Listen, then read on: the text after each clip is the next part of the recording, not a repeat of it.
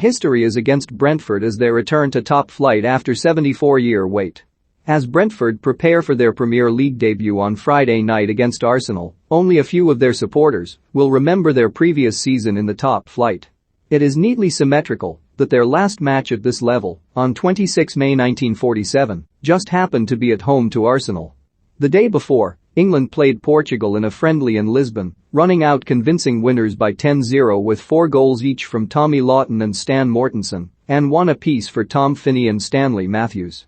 Brentford have already been relegated before they met Arsenal in 1947, when they lost 1-0 to a Paddy Sloan goal, his only one for the Gunners, in front of 17,976 spectators at Griffin Park.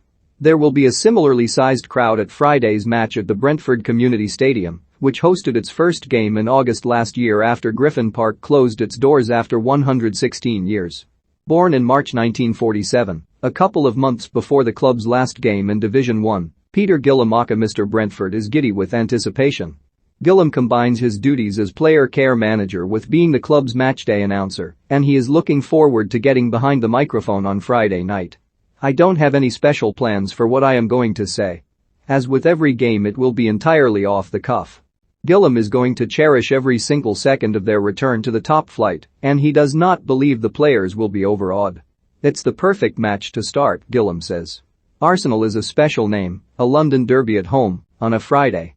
The players are showing no fear and can't wait to get out there. Returning to the top flight after a 74-year wait is tremendously exciting for Brentford, but they should be mindful of history. Only a handful of clubs have waited for more than 50 years to regain top flight status, and most of them have struggled. Some are now as far away from the top as they ever have been in their history. Among them are Notts County, widely accepted as the oldest professional club in world football. After helping to found the Football League in 1888, they spent most of their early decades in the top flight before being relegated in 1926 along with Manchester City. Having spent the best part of their existence among the elite, Notts County fans would have been expecting a quick return. But, by the late 1960s, they were languishing towards the bottom of the 4th division. The club was transformed for the better under the mercurial Scottish manager Jimmy Searle, and they made it all the way back to the top flight in 1981, ending their 55 years in the wilderness. They won their first match in the First Division 1-0 at Villa Park, with the goal coming from Ian McCulloch. County lasted 3 seasons in the top flight under Searle, and then his protege Howard Wilkinson, but the club suffered a steady decline after Wilkinson decamped to Sheffield Wednesday in 1983. Notts County returned to the First Division under Neil Warnock for the 1991-92 campaign, the season before the Premier League began, but their recent story has been one of disappointment. They hit their lowest point in 2019, when they were relegated from the Football League for the first time since its formation in 1888. Oldham Athletic also had to endure an inordinately long stint outside the top division following relegation in 1923. They were a solid second division side in the 1970s and 1980s, but had to wait 68 years in all before they could call themselves a top team once more. Joe Royle took over at Boundary Park in 1982, and, after nearly a decade of trying, he secured promotion to the First Division for the club in 1991.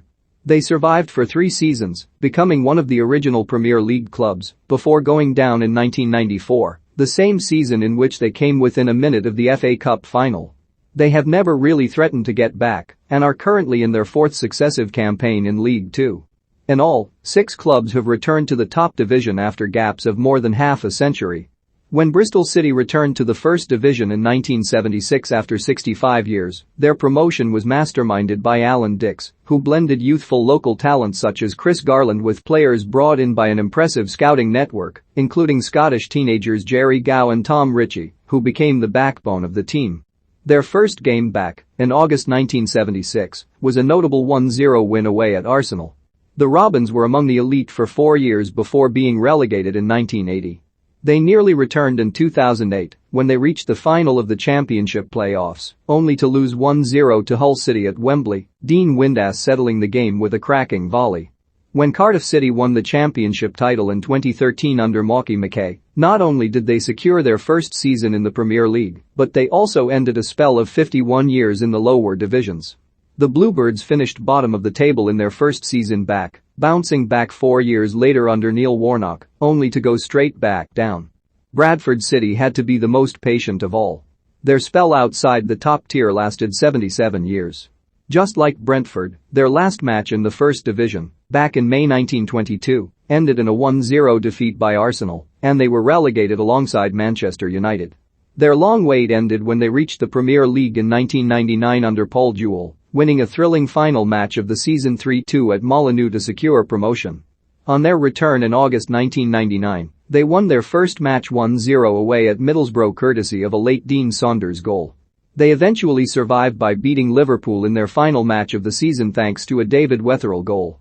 They struggled in their second season however, finishing last in the league, a distant 16 points from safety. They were playing in the third tier within 3 years and now look more likely to visit non-league than the Premier League. They finished 15th in League Two last season. Brentford will be hoping to avoid the pitfalls suffered by the clubs that have come before them. There is cautious optimism that they will buck the trend of waiting for a long time to return to the top division, only to fall out of it quickly. They have broken their playoffs curse at the 9th time of asking, and Gillam believes they will go on to establish themselves at the top of English football. We have made so much progress over the decade or so since Matthew Benham has been involved, Gillam says of the club's owner. He has taken us to a different level so that we have been Premier League off the pitch for a while.